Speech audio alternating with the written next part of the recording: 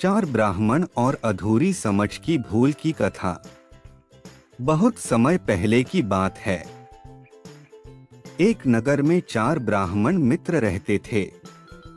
वे बचपन से साथ पढ़े थे और शास्त्रों के बड़े विद्वान माने जाते थे। वर्षों की शिक्षा के बाद उन्होंने सोचा, अब समय आ गया है कि हम अपनी विद्या से धन और यश कमाएं। चारों मित्र यात्रा पर निकल पड़े। रास्ते में घना जंगल पड़ा। चलते चलते उन्हें एक स्थान पर किसी बड़े जानवर की हड्डियां बिखरी हुई दिखाई दी।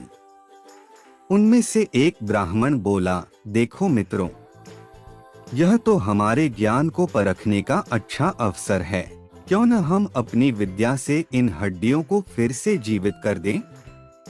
पहले ब्राह्मण ने अपनी विद्या से सारी हड्डियां जोड़ दी। दूसरे ने मंत्र पढ़कर उनमें मांस और त्वचा उत्पन्न कर दी।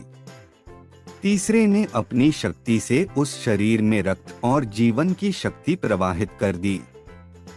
अब वह मृत शरीर एक भयानक शेर का रूप ले चुका था। चौथा ब्राह्मण उतना पढ़ा लिखा नहीं था, परंतु वह समझदार और दूरदर्शी था। उसने घबराकर कहा, मित्रों, यह शेर है।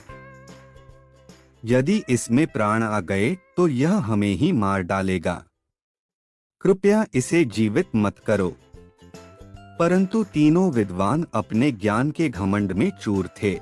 उन्होंने उसकी बात को हंसी में उड़ा दिया और बोले, तुम्हें हमारी विद्या पर संदेह है। देखना, हम इसे जीवित कर देंगे और यह हमारा आभारी रहेगा।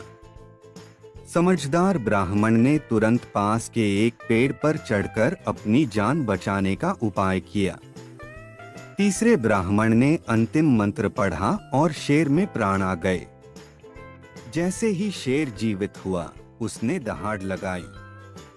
वह भूखा था। उसने सामने खड़े तीनों ब्राह्मणों पर हमला कर दिया और कुछ ही क्षणों में उन्हें मार डाला।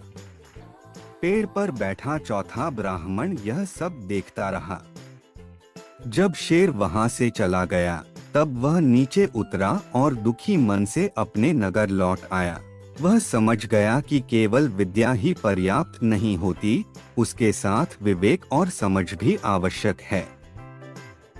सीख केवल ज्ञान होना ही पर्याप्त नहीं है। यदि उसके साथ समझ और विवेक न हो, तो वही ज्ञान विनाश का कारण बन सकता है।